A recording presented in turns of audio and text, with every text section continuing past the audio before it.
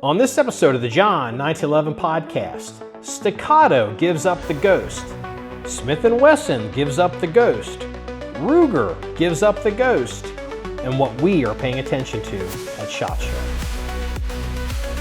Okay, good afternoon, everybody. This is episode 361 of the John1911 Podcast. Today is Friday, January the 17th, 12:01 p.m. Eastern Standard Time. So this is going to be a solo episode for those of you that may not have figured that out already. We have SHOT Show coming up next week, and I want to talk about some of that stuff as far as at least what's been leaking and things that we're paying attention to. And then, you know, if you like the politics and the pop culture, you know, we obviously bounce between that and guns. Chief political correspondent Danny will be back either later in the weekend or the beginning of next week. So, well, the first news here at the John1911 Podcast or John1911 Armory that I want to at least mention, because we've been trying to slowly get back up to operation with all the construction. I know this has become like this running theme for over a year, and we're still not done with construction, but we're getting there. It just, you know, everything is slow. So I shot the AUG. I shot the AUG. That sounds like a song. So I shot the AUG, and the white AUG that we have purchased. It is I don't know if like what the kids call that thing, like the Star Wars gun or the Star Wars AUG or like probably Stormtrooper. Is that what they call it? It's you know, bullpup gun, Steyr. It's white. We've wanted one for a while. It's always been on our to buy list as a reference gun, but it just never, you know, quite, you know, the right situation had just never really come up over the years. And, you know, if we were going to buy one, I get tired of black guns. So basically I was open to getting a green one, or I saw they had the white ones. And, you know, even we have green rifles, and we don't have anything that's white. And I was like, well, you know, we could definitely use the white. So that is what we picked up. And with it snowing and all the snow we have here at the range, I snuck down to the pit, and I was able to, well, I was on the rifle range first with all the, you know, the white rifle with the white targets, and then the white snow on the ground, white on white on white. Very quickly, I wasn't able to see impacts at 100 yards. I tried to lob at a larger target at 215, and I tried to bring it into like a little 8 or 10 inch plate at 60 yards, but behind that is scrub, and I still couldn't see the impact. So very quickly, I just brought it up to the pit, and it's a 270-degree pit, and we just picked a spot in the dirt and, you know, aim at that spot, see where the splash is, make the adjustments, and then we got it zeroed very quickly. So it was a fun gun. It went much better than what I had anticipated. You know, for I hadn't really shot a bullpup. I don't know. I may have shot a Tavor that belonged to one of the SWAT guys. I remember there was a SWAT guy who he was a sniper, and he started for, I don't know, for maybe a year or so, year and a half. He was real big on those little Tavor rifles because he could keep it as like a second gun in a backpack, and he could operate as a sniper. But if he had to collapse in and you know, make an entry or do something, he would switch to that because he's already carrying a, you know, big ass sniper rifle and all that gear. So, but I don't recall if I'd ever shot that gun. So the last time I think I had shot a bullpup might have been a Bushmaster M17 or XM17, and that was every bit of 25 years ago. So with all that said, I thought it went really well. I mean, these guns are made in the 70s. They might have been designed in the 60s, maybe designed early 70s. But I thought this AUG went swimmingly. I mean, I think it did a good job. The trigger, I think the trigger's perfectly fine. I know you can get upgraded triggers. There's a company here in Cincinnati that makes triggers for these guns. They also made the trigger for the SIG 551, the 550 guns. We have one of their triggers. I have no plans to upgrade the AUG. We'll shoot it more. We'll do some drills with it, take it out to a longer range. I doubt it'll become like a primary training gun, but you know, you never know. But I don't foresee that happening. As far as the red dot that we put on it, part of the reason why this gun, we've had the gun for a long time and it's never been shot, was because again, with all the construction, here's my excuse.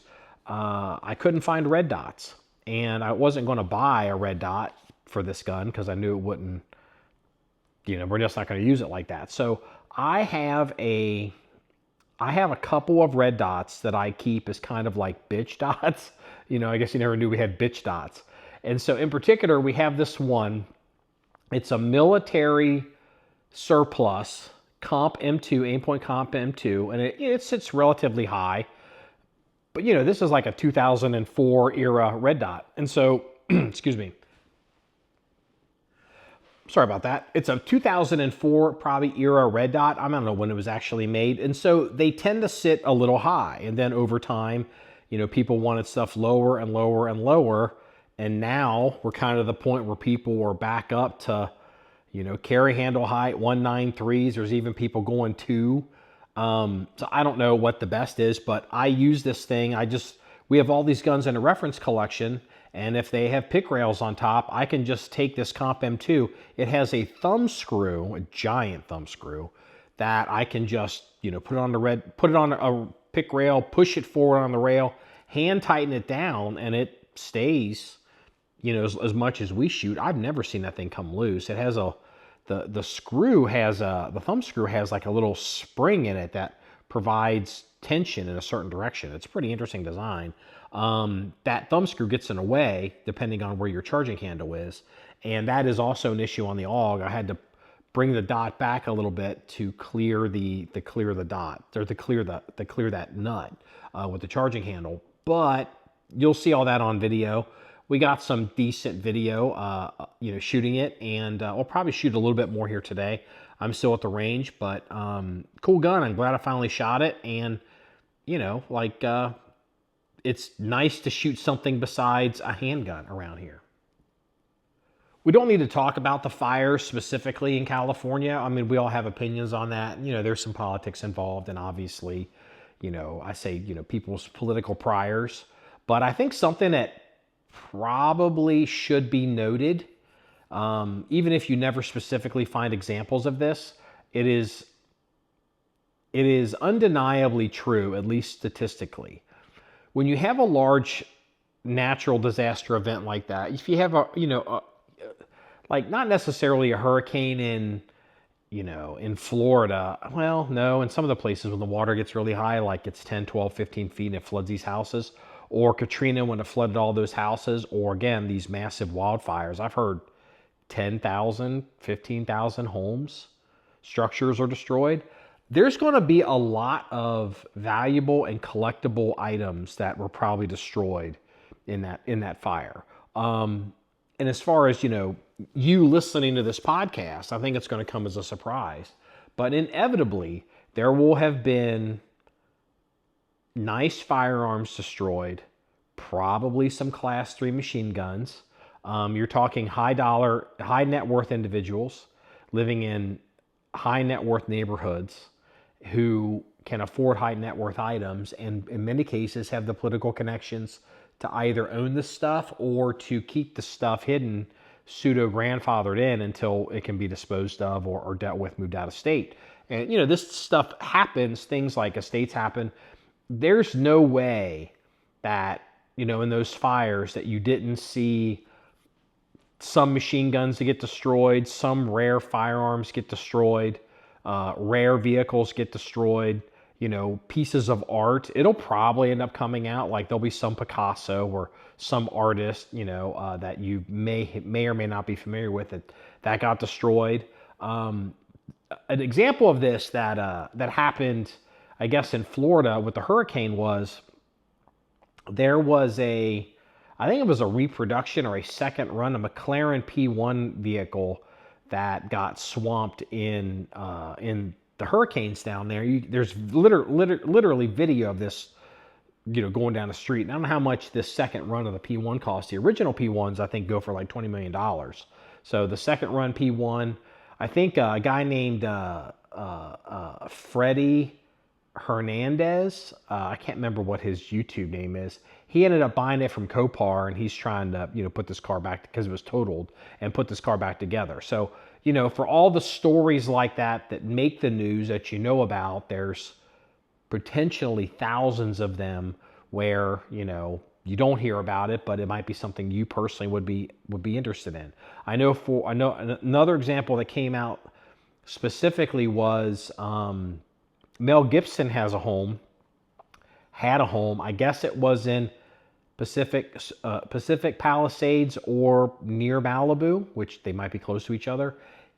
He had said that he lost a bunch of art and even some rare 16th century manuscripts or books or something. So, that's kind of, Fire of Alexandria library type stuff. Like, you really hate to hear that kind of thing. And so something to consider, something to think about. You never know what may pop up out of California once they start scraping up these houses. You may see parts kits, things pop up, but it just something to keep your eye on if you see some stuff, coming out, maybe showing up on some of these auction sites. It might be, I'm not going to say it's an opportunity, but it might be a situation where, maybe you can find some stuff or pieces of things where you probably have to retemper them and get the rust off of them, but maybe you could score some parts if they come out of those fires in California. Okay, let's get into the SHOT Show a little bit. And just before I sat down here to start talking, there was some breaking news that I saw on the internet. I thought it was interesting. Smith & Wesson is releasing 3 no-lock revolver models, and they're going to be blued. Revolvers seem to definitely be having an uptick in sales, or at least as far as like the new things the past couple of years. It's pretty obvious Colt with the Python and some of the other snake guns that they've done that, that Smith & Wesson was going to get into this as well. Smith & Wesson is releasing no-lock Model 10s, no-lock Model 10s. So I know those are kind of drying up a little bit on the secondary market. You could get Model 10s. It's the Model 10 revolver, 38 special revolver, like, little 4-inch revolver, was like the standard basic police security guard, rent-a-cop gun. And it was also the basic, revolver that you would see even shipped around the world to people. So they made a metric shit ton of those. But like everything surplus, it's all kind of drying up a little bit. So until we see stuff coming out of Russia and Ukraine, I don't know how many more Model 10s you'll be seeing on the, in bulk imported into the U.S. So it'd be interesting, if you're interested in a Model 10, it's a good sized gun, that they're going to make a brand new one, no lock, blued, Model 10. They're doing the Model 36, so the Chief Special, little snubby revolver that was, made police revolvers, like carry revolvers, famous. There's a big market for those. And then probably my favorite, they're doing a Model 19. So I think the Model 19, many people probably agree with this. The Model 19 revolver is probably like the most perfect, practical, revolver. So those of you that are in the market for revolvers, Smith & Wesson's coming out with a 10, a 19, and a 36 with no lock.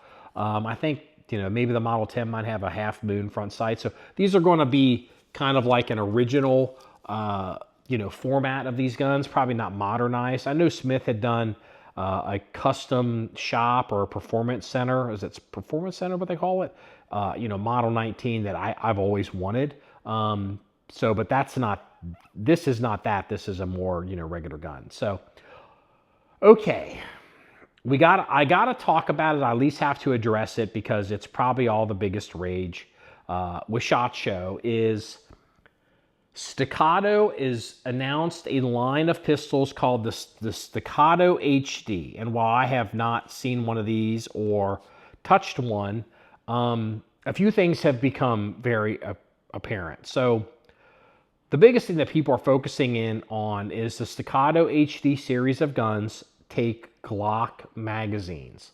Apparently these come with a Glock format of magazine that is a metal mag.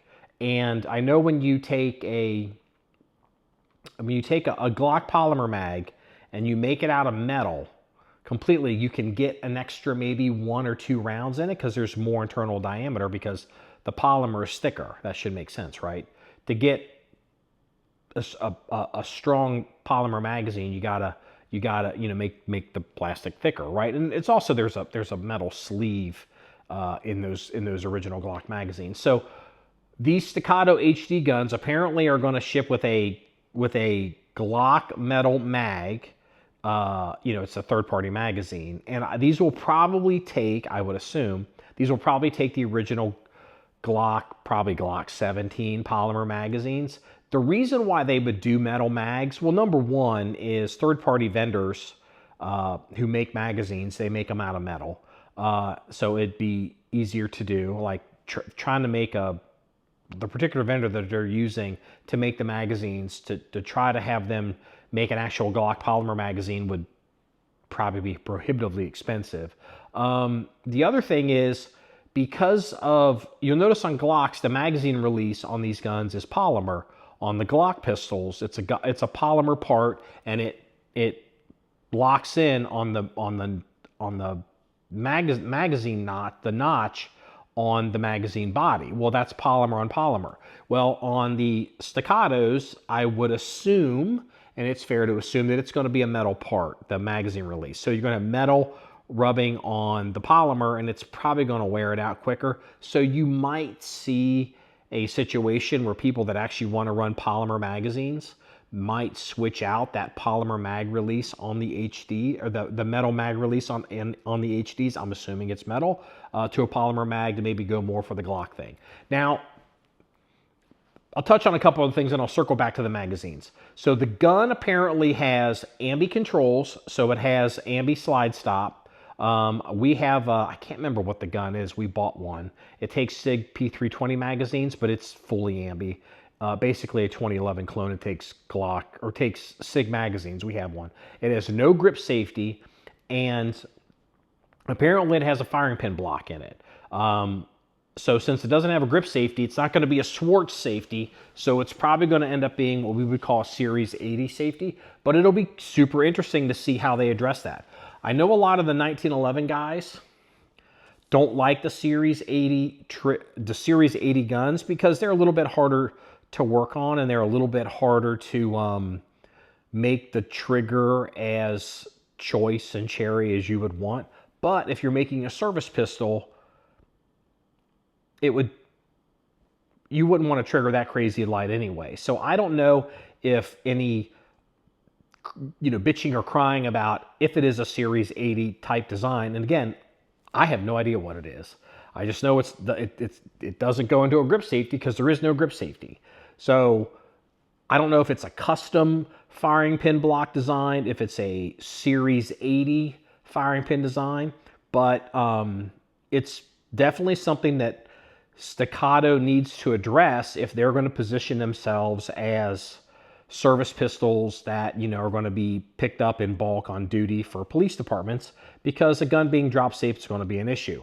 So that'll be interesting to see how that materializes, and also it'll be interesting to see if the end user can easily remove it, if some people want to do that. Because the other solution, what we used to do on traditional 1911s to solve this problem, is not only would we go with a titanium firing pin, so it has less mass to, inertia to go forward if you drop the gun, we'd put an extra power firing pin spring in, but a lot of people seem to forget, and they forget this one conveniently, is even on 45 ACP caliber 1911s, for example, I got some Ed Brown guns, those have a 9mm/38 super sized firing pin.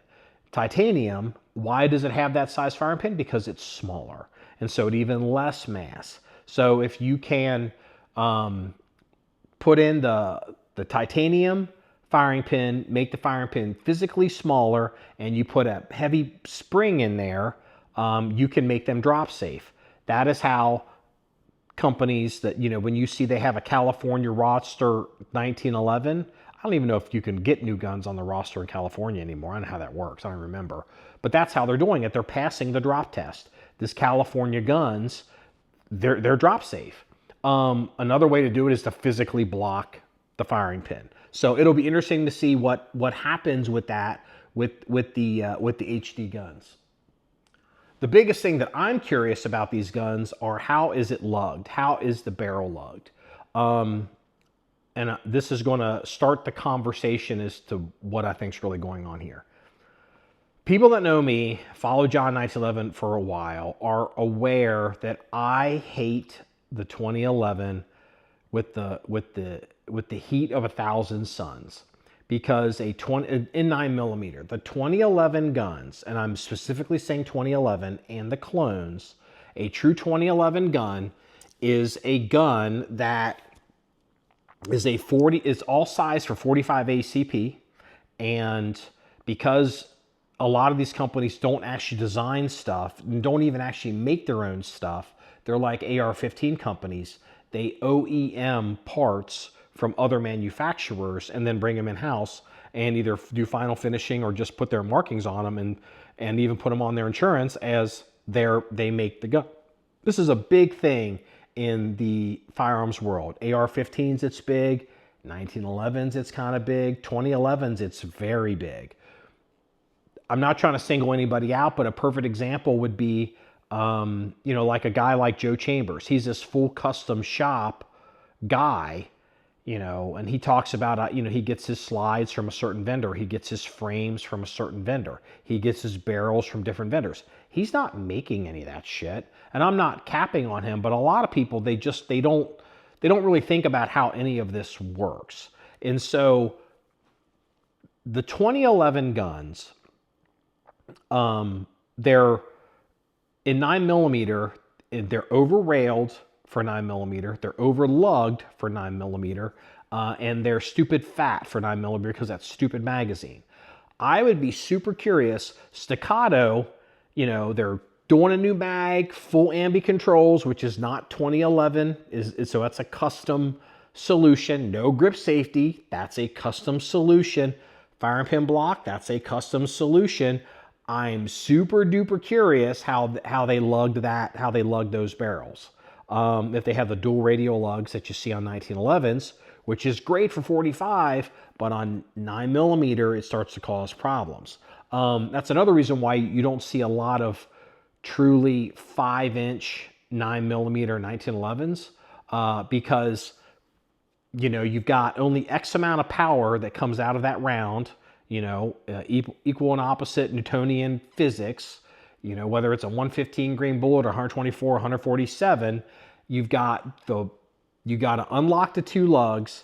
You've got to move that big ass slide all the way back on those on those full rails. And then you got to overcome that external hammer and that mainspring to cycle the gun and cock the gun and then have it go forward. So a lot of the solution for a lot of this is on 9mm is to make those slides shorter. That's why you see some of these weird, 4-point whatevers and, 4 inches or bull barrels as opposed to bushings. And that's where a lot of that's coming from. So I'm super curious to see what Staccato's doing with those lugs. I would think, and I would hope, if they were that serious about making these guns more reliable, having them lock and unlock like a modern striker gun, locks on that hood. Glock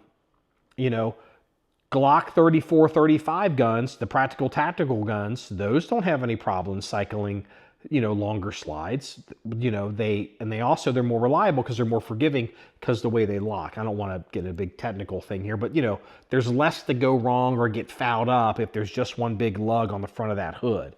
And haven't seen any pictures yet, so any of you guys that go to the SHOT Show and you go to the Staccato booth, because they will have a booth, if you get a chance, pay attention. If you can see how the barrel, if you can get a picture of the barrel out of the gun or a gun disassembled, if you can send it to me, I'd be super curious to hear how that works. Now let's circle back to the Glock magazines in these guns. So I've been saying this for a while.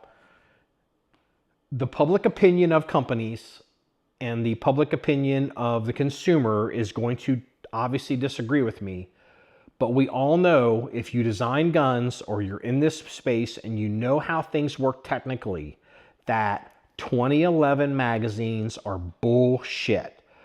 Everything about them is bullshit. And when I say that, the consumer listening to this is going to say something like, well, so-and-so has them figured out. Or, well, they'll insert like the one I always hear is MBX. I've got MBX magazines that cost, I don't know, let's say they're $100 or $150, I don't know, $150. I don't even know what they are. And it's like, well, those are good. And it's like, no, MBX magazines or any really expensive, quote, 2011 magazine that costs a shit ton of money is even worse that you're paying for that. The 2011 magazine in these guns is a 45 size tube, and they've got the steep rake in them to get to a tower to get them to feed that small ass 9mm round. And that's why you always see all these excuses in the 2011 world, like, well, if you drop them, you have to tune them. It's like, no one else in 2025 is tuning their magazines. That's a sign that magazine sucks. Glock, you don't have to tune your magazines. HKVP or the HKVP9s, you don't have to tune your magazines. The Wilson EDC X9 guns, you don't have to tune those magazines. You don't have to tune magazines on a SIG P320. It's because that whole design is a kludge. And for all of that, you paying all that extra money, getting a magazine that isn't durable, you're having, feed issues, lifespan issues, and you're paying, all these, for MBX magazines. For all of that terribleness, you're rewarded with a frame that is stupid fat, that doesn't need to be that fat, because you're shooting a 9mm, not a 45.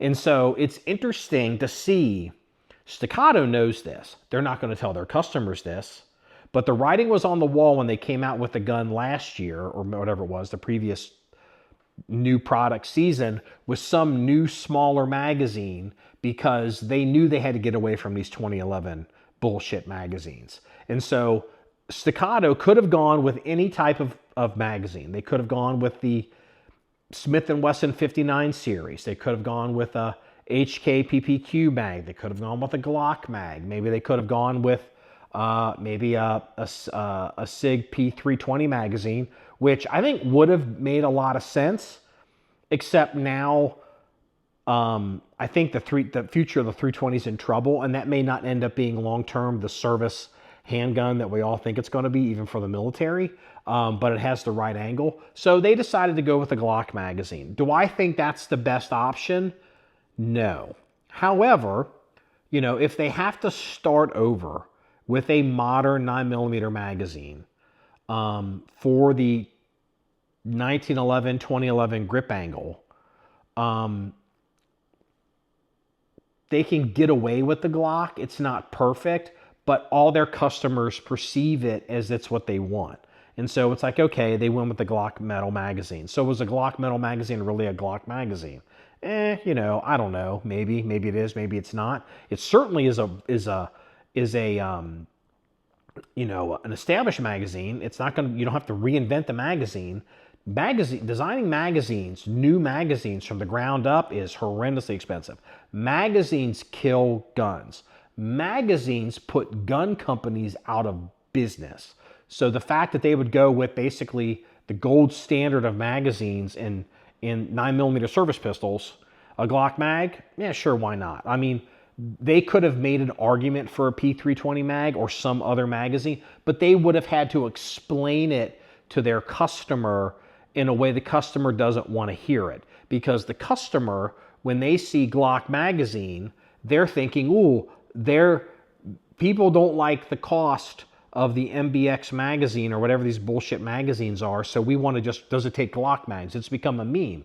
The consumer doesn't appreciate magazine design. They just go Glock mag, and so it looks to me Staccato obviously said, yes, Glock mag, not a problem. But with them doing this, understand something.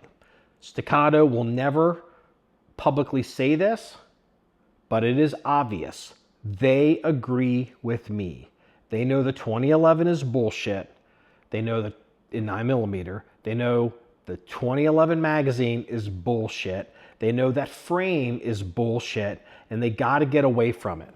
And on modern guns, on 1911s, you want to get you want to get rid of the grip safety. If you're in a position where you see all these 2011s and they're pinning the grip safety, well, you just might as well delete that grip safety, because that can cause problems. And where the grip safeties really cause problems, and this is a legitimate concern, is it's not the people that make the argument like, oh, your modern technique and you're grabbing high. That's not where the grip safety burns you. Where the grip safety burns you on a duty gun is when you're in a pig pile, you're rolling around in a fight, and you're in some bullshit crazy position trying to get your gun out, or you're wrestling over a gun, or some other nightmare scenario, and you don't have a perfect grip on the gun, or you just foul your draw. That happens. If you ever been in a competition or been in a training and it's like beep, you draw your gun and your grip isn't perfect, but you just push through and you finish the drill. No one really knows, but you fucked it up, but you can't stop. You can't put your hand up and go, hold on, I don't have a perfect grip. That's where the grip safety comes to burn people on these guns. And that's why modern 1911 designers like Wesson, on their version of this, they deleted the grip safety on their X9 guns. There is no grip safety. Staccato's doing the same thing. It'll be interesting to see what happens with this gun. This will end up being the future for Staccato if these things are reliable. I'm super curious if they went all the way and they changed the lugs on the barrel, and which would also make them more reliable. These guns, if I haven't specifically said this for your benefit, let me say it now. I've never seen an HD gun. I've never held an HD gun. I've had no contact with Staccato. They don't know we exist, but I can almost certainly guarantee that a Staccato HD pistol will have a grip frame module thing, whatever they're doing, significantly smaller than 2011s, which is a good thing, because those things are too big for about 30% of the populace. And while that's not a problem for big guys like you and me, if you've got a police department and you've got smaller statured men, or men that just happen to be big guys with small hands, or women, or, people of, genetically just have, they're smaller people, those big ass, fat ass guns don't work for everybody. And the one thing you got to have when you're buying a service pistol for a department to issue to people, that gun has to work for everybody. And that's what Staccato's going for. So it's official. Staccato agrees with me. The 2011 is bullshit. Put that gun behind you. If you have to be married to Staccato, take a hard look at these HD guns. Report back to me how it's going. Shwoo. So, sorry. The next question is going to come up. What about the Kimber double stack guns? I have no idea. It's Kimber. I do not care. I just wouldn't even look at a Kimber. I wouldn't buy a Kimber. I'm not that I'm speaking from inexperience. If you know us, or maybe if you've never listened to us, I mean, I started off running Kimbers in the 1990s. I've had 4 or 5 of them, and I would run them until they would either fall apart or tear me up. And I ran them until I couldn't run them anymore. I had zero interest in whatever Kimber's trying to offer in her double stack guns. I realize there's going to be a lot of people out there they're into it. They're into the brand. That's fine. Good for you. I'm blind on that gun. I'm not interested in it. If one shows up here at the John1911 range, I will absolutely shoot it. And look at it and play with it and be very judgmental on it. I doubt I will be impressed because it's Kimber, but you know what? Kimber makes more money than I make. So, keep that in mind. I'm not right on everything.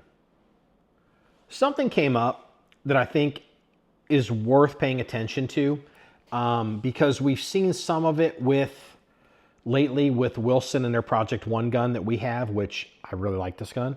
I'm wearing it right now, is how to interface and mount red dots on pistols. Glock has teamed up with Aimpoint, and they work together on a custom cut direct mount cut on the Glock slide, and then Aimpoint made a custom red dot that fits in that cut, and they have a deal where basically they're going to let Glock have exclusive rights to that red dot and that cut for 12 months. So if you, and it's called the COA red dot, and I guess it's a COA cut. Cover our ass, I don't know. But if you want this red dot and you want it on the, you can only get it on the Glock, and you have to buy it all directly from Glock. They have exclusive deal for 12 months. That seems perfectly reasonable to me. That seems perfectly fair because, you know, they spent the time, they spent the money. Why should they take this risk and, you know, let other people make the money without them at least recouping some of their costs and making some profit? As a business person, I absolutely agree with that decision. You know, anything as a business person, I would have tried to negotiate for more, 24 months. But Aimpoint, that's not necessarily in their best interest either. So now, what do you care? This custom weird red dot with this custom cut, only available on Glock. Why do you care? I'll tell you why you care. I'm looking at this. This is going to be a big deal. This has a lot of potential to go down as one of the new serious standards for red dots going forward. So in layman's terms, this system doesn't use plates. Plates on pistols is a huge liability. So the big problem with a plate is you have to have a custom plate to match the format of the red dot. The other liability is a plate has to, in a lot of cases, for it to be able to withstand all of the shooting, you know, 30, 40,000 rounds, it's got to be lugged right. It's got to have recoil. It's, you know, got to be able to take a beating. So if the plate fails, it doesn't matter how good the red dot's attached to the plate. If the plate starts shearing or coming loose or fails on the slide, so you're putting something between the red dot and the slide that could, you know, cause an issue. It's another failure point. Why not eliminate that? Also, that plate forces the red dots to be higher, so that's another problem. What Aimpoint has done here, and what Glock has agreed to do with them, and you know, the best way I can describe this and why this is such a big deal, and I think this is going to be a huge development going forward and could turn into a big standard unless there's a lot of guns that can't accept this deep of a cut, is I've tried to figure out a way to describe this to the listener so it makes sense. The best way I can come up with is describing how the frames on cars work, okay? So if you've watched somebody rebuild or restore old classic cars, you'll see a phrase, and it's called a frame-off restoration. You lift the body completely up off the frame, and then you redo the frame, get down there, fix, weld, replace, whatever they want to do, and then you drop the body onto the frame and connect it, and you can go from there. That is basically describing a plate mounting system for red dots that we've all kind of been dealing with. A direct mount body would be one that would screw, you know, that, well, I'm not gonna use that example. So the other option to describe what this COA red dot is think of it as unibody. In cars, again, my limited experience I don't work on cars. I might change a tire, you know, I can change oil, but you know, I don't restore cars. But you know, the unibody construction, the body and the frame are one, and they're designed to work. It's not work together, they are the same. And so it's one piece. And so you don't have to have a bunch of extra stuff. The body helps keep the integrity of the frame, and the frame helps maintain the integrity of the body. That is what Aimpoint is doing with the COA red dot. It is a unibody design. They have designed lugs into the body of the COA red dot so that red dot just goes into the slide, and that entire shell box structure is the body of the vehicle. And so all the recoil, all the pressure, all the stress, all the shear forces are echoing through that entire box, that entire body of the red dot, just not at some little extraneous little lip or lug at the bottom. That's what they've done.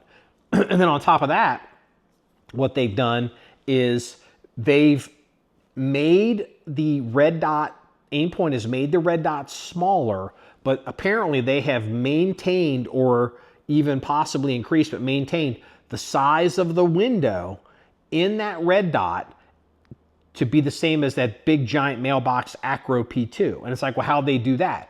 Well, how red dots traditionally work is you've got a housing, and then inside the housing you have a tube, and then when you're adjusting, windage elevation on your red dot, you're moving that entire tube inside of that housing.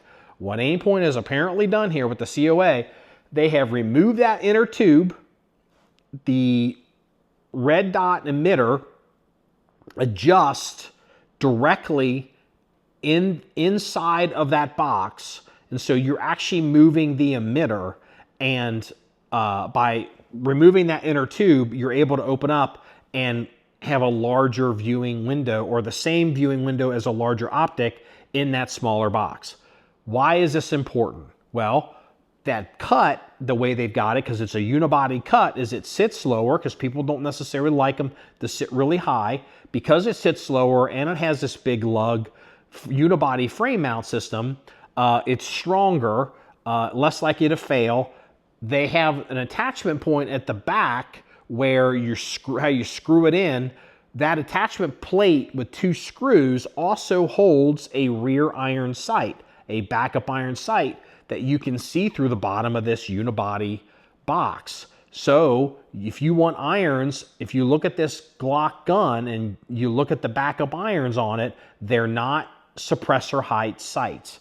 So it's not retarded tall sights that block a lot of your vision of the red dot, and they don't fuck with holsters because you got these crazy high sights. This will fit in a standard holster, and you can have irons with standard height sights, and your front sight will probably work because the way all this works together.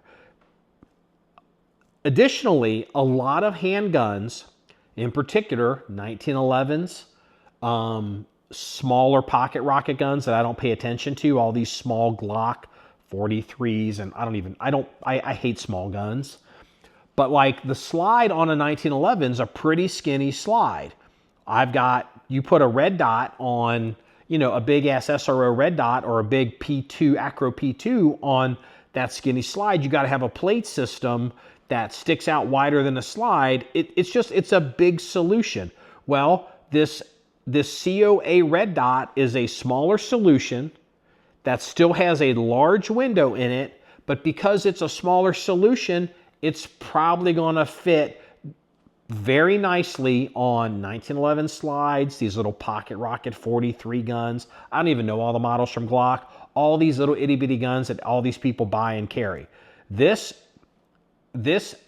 red dot, this Aimpoint, if it works out that it is actually durable and reliable, and you can get away with cutting it on other guns, like I don't know how deep you can cut on a 1911 slide and not run into firing pin or an extractor channel. But if you can get this cut to work and this Aimpoint turns out to be as reliable as the traditional Aimpoint is what they would probably portray it to be. I believe they're advertising 40,000 rounds. This direct mount system is probably going to be the future.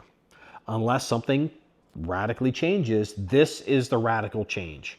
This solves a lot of problems.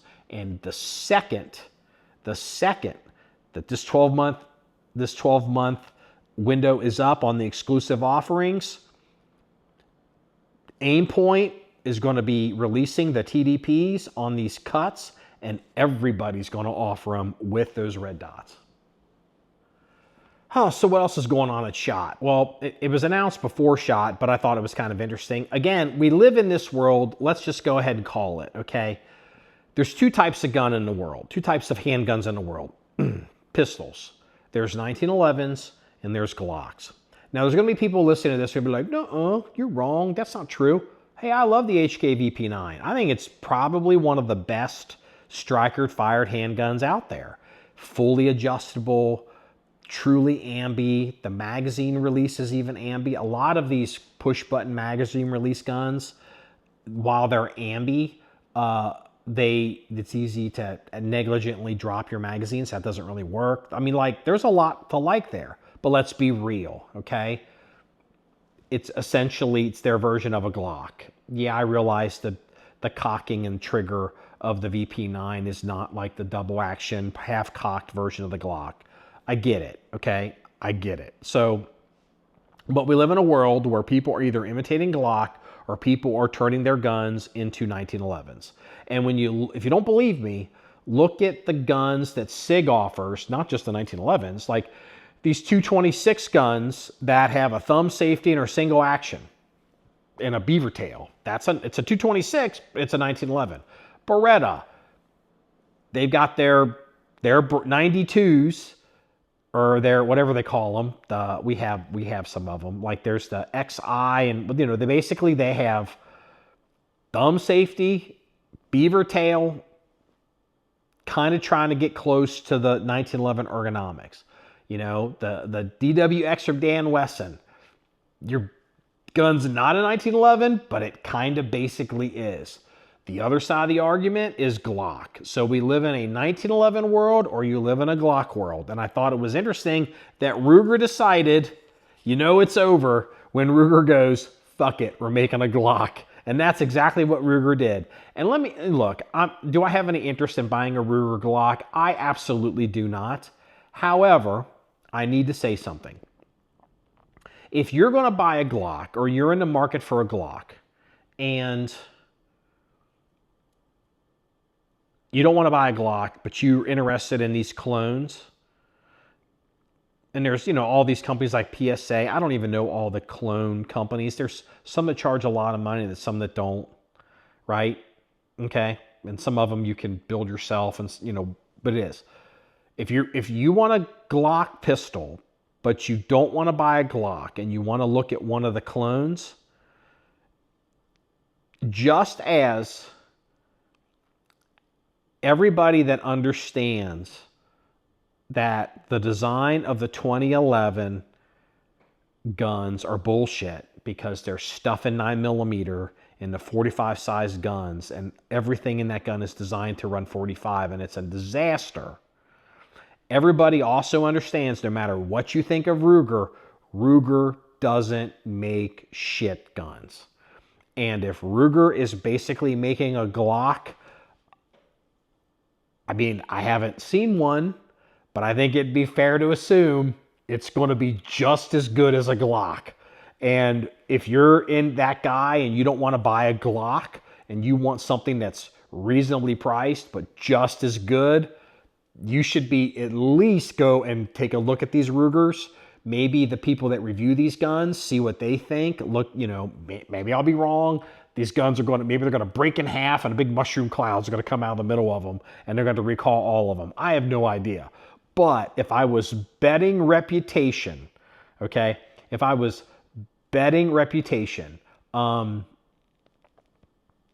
would not bet against Ruger on balance that they can't make a hell of a Glock. And you should definitely consider it if you're in the market.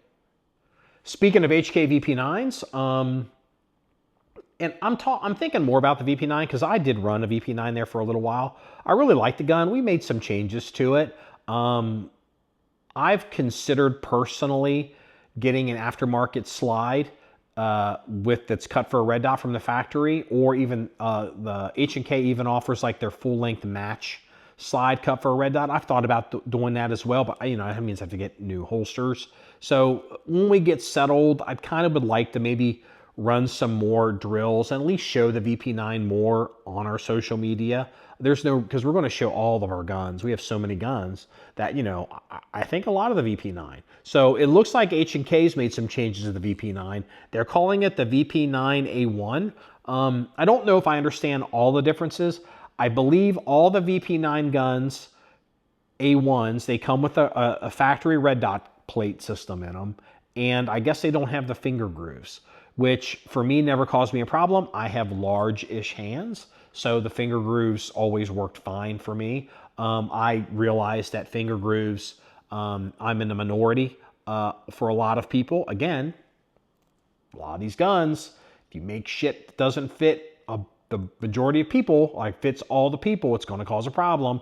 Finger grooves cause a problem. Fat ass 2011 mags cause a problem. Looks like HK decided they're getting rid of the finger grooves. I believe they're doing some Teflon stuff where they're supposedly making the trigger sear. When you look at the VP9, how it works, there's like this little sear ledge that's how they get such a good trigger. I mean, the VP9s really do have a nice single action trigger, and it's truly a single action trigger in a striker gun, which is, don't take that for granted, SIG P320 people. I'm just saying. So, HK doesn't seem to have those problems, but they're claiming that whatever they're doing now with the coatings, that it will feel like that trigger is worn in really well. And so like out of the box, like if, as you shoot guns more, things kind of like smooth out. Not that the VP9 was rough, but we shot the shit out of our VP9, dry firing it, shooting it. And the trigger on that gun is like dynamite. I would not be interested in buying an A1 and trying to get the new trigger, the new coating on the trigger that they're offering. But if you are, definitely, it might be worth considering. Follow up on something I had mentioned on the last episode of the podcast regarding Alchemy Custom. I guess it's Alchemy and Cabot. And then they have their social media guy. His name is, I believe it's Eli Duckworth. I believe that's his real name. I could be wrong. I don't really follow that.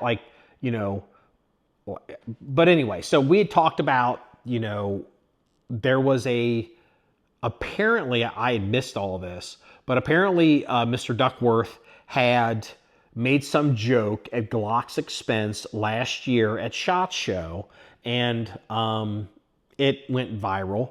I think the video was taken down, and it's in reference to Glock's, Mrs. Glock, the widowed Glock, Mrs. Glock's horse breeding program and jacking off horses, which I believe is part of horse breeding. So Glock didn't like that. And, they spend a lot of money at SHOT. They have a big-ass booth. Glock really does throw the money around. They're a big vendor. So they probably complained to the people that run SHOT Show, the NSSF. The NSSF subsequently banned Eli Duckworth from Alchemy Custom for life from going to the SHOT Show. So, they I don't know if this was public knowledge when they banned them last year or when they got the letter, but they may have been sitting on it, because I hadn't heard it, but that doesn't mean all of you didn't know all this. You probably do. But Eli Duckworth and I can never remember their name. Not Cabot. I just said it. The other company, the 1911 company, I just don't pay attention to them. They put us some videos, kind of snarkily poking fun at SHOT Show. Like, what's Eli going to do since he's been banned? And what's Eli, and I don't blame them. It's a good social media strategy. Well, we had reported on it, and then because I went to go and publish it and put links to the videos that they had published in, announcing that, like Eli's going to stay home and eat barbecue. I don't know, whatever he's going to do, because they got banned for this joke, which I thought was fine. That seems to be fair play. And then I went to go find all this stuff, and all the links were gone. And I was like, oh boy, they got a letter. So I reached out to Mr. Duckworth, and his response was, he said that they did not get, he indicated that they did not get a letter. He indicated that they noticed that after they published their videos talking about him being banned, that this was getting a lot of the mouth breather crowd on the internet motivated to go after Glock. And it got their attention, and that wasn't their goal. And I wouldn't be surprised if the attorney inside of, Cabot and the Alchemy, probably they all had a conversation and said, you better take this shit down, because if they go over there and do something to Glock, and Glock doesn't ban people, that's the NSSF, and there causes issues, or they cause disruptions, or it hurts the reputation of Glock, y'all going to get sued. And so Duckworth claims that they voluntarily decided to pull all the stuff down because they didn't like where it was going. And I don't blame them. It was a good idea. I think it's fair play. But you know what? People have to, I look at it like this. I think it's funny. I think it's if you don't want to go through life and be ass hurt, it's okay to wave your jersey and have your favorite brands and do all this. But what isn't okay is for the fans to go to the football stadium and start beating the fuck out of each other over a stupid football game.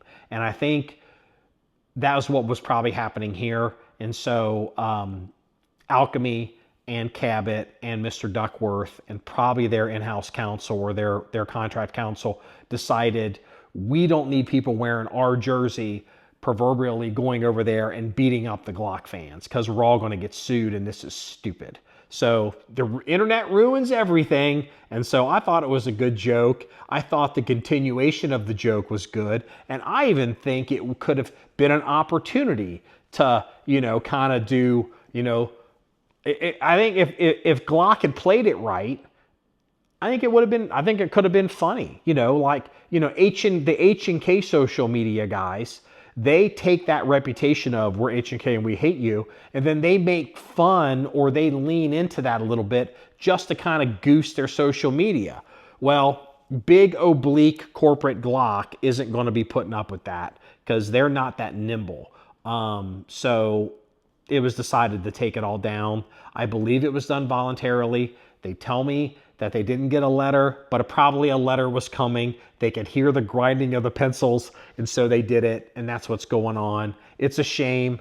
Tip of the hat to the Alchemy people. Tip of the hat to Eli Duckworth. Not that I know that guy. He doesn't know us from Adam. But I thought it was a good try. And, when you guys come up with a new media strategy for next year, I'll be watching. I'm sure it'll be fun.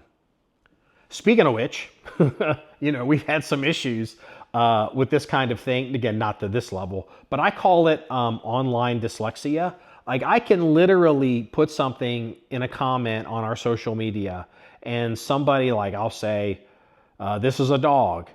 And then the response will be, really it's on YouTube, but the response will be, why are you shitting on cats? And it's like, who's fucking talking about cats? That's kind of how the comment sections work. That's why I'm not a big fan of gun forums, because gun forums are just terrible places.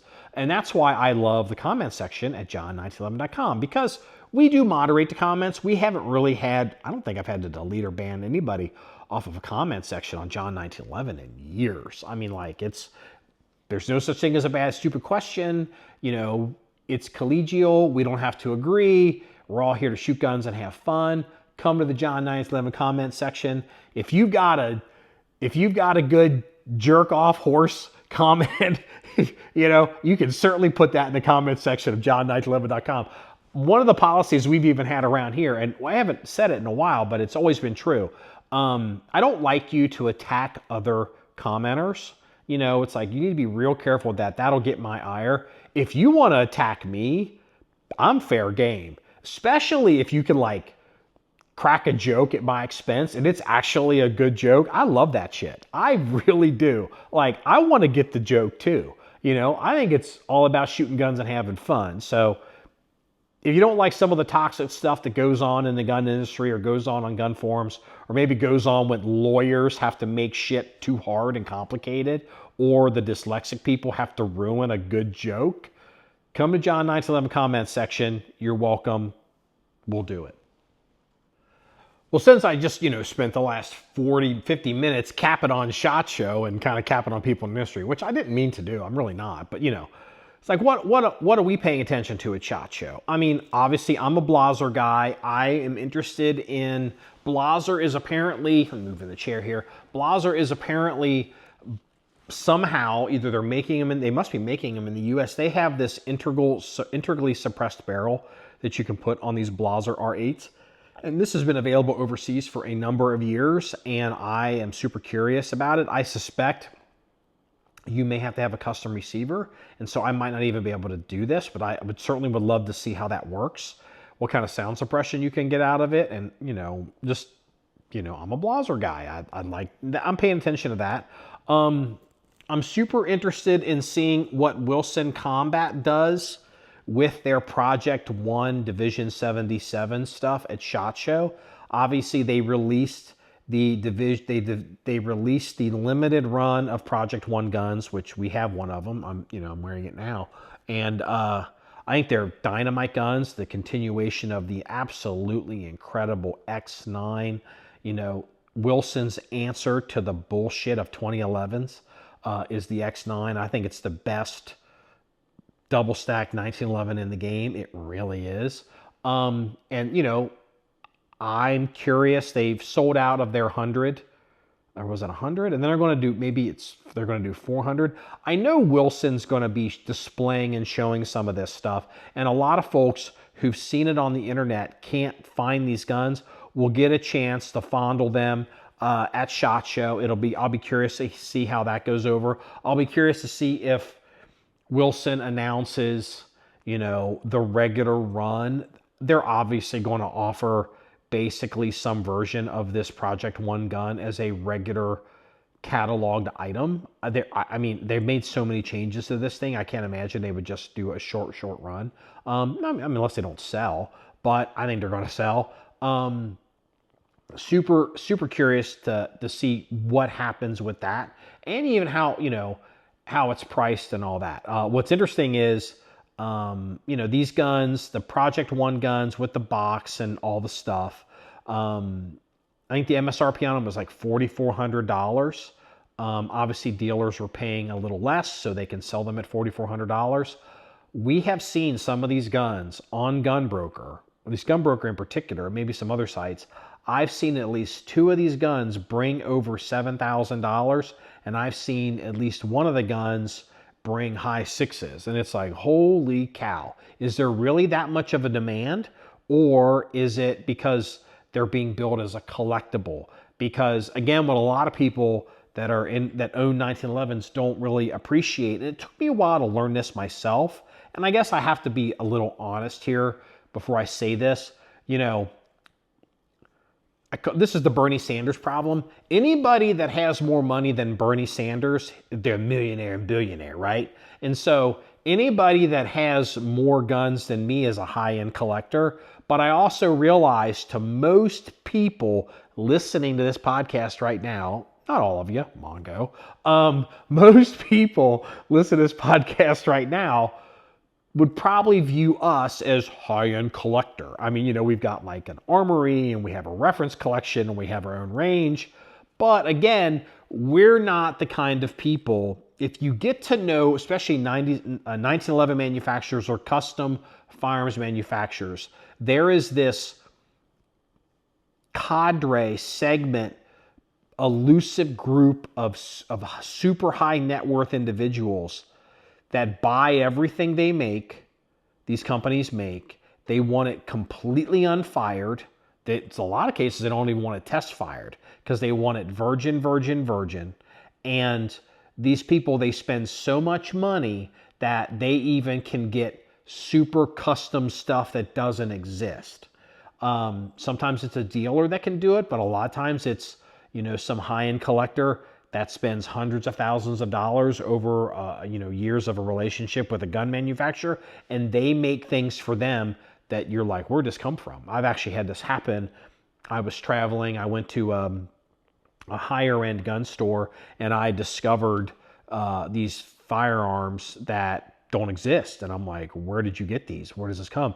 And I even contacted the manufacturer, and they're like, oh, yeah, we made those for so-and-so. I'm like, how come I didn't know about this. And they knew who I was. It's like, well, because I'm not so-and-so. And I don't spend $100,000, on every gun they've ever made. So it's just kind of how it is. And so it'll be interesting to see how the Division 77 and Project 1 guns roll out, and will the Project 2, Project 3, the limited stuff, will it just be cosmetic, or will there be other, actual feature differences on these guns? So I'm certainly, going to pay attention to that.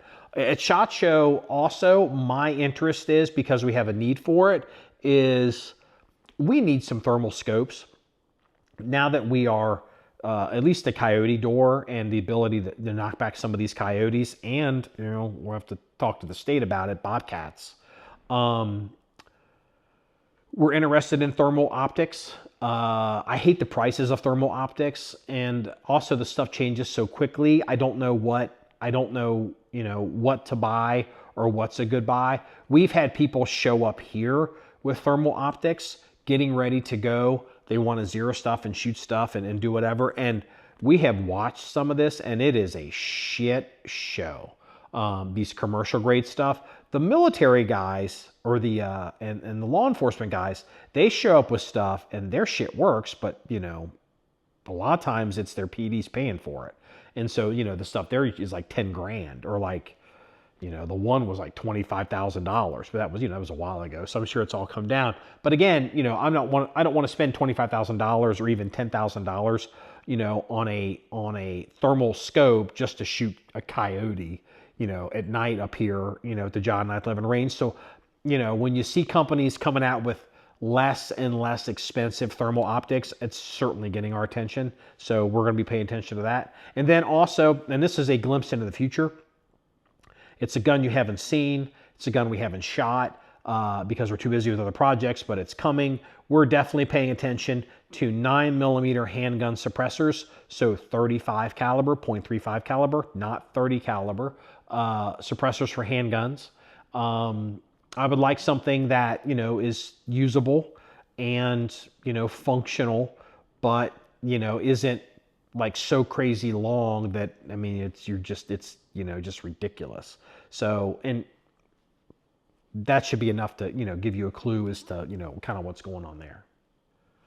I did have some stuff that I was going to, maybe hold on to the pod, a few things going on in Washington, D.C., and, maybe some other stuff, from the police blotter. But we're going to save all that for when the boys are back. So we'll go ahead and call this. We're over an hour. This wraps up episode 361 of the John 1911 Podcast. If you want to see a number of stories or pictures and links to stuff like this, please go to the website at John1911.com. That's JOHN1911.com. Remember, it's all about shooting guns and having fun.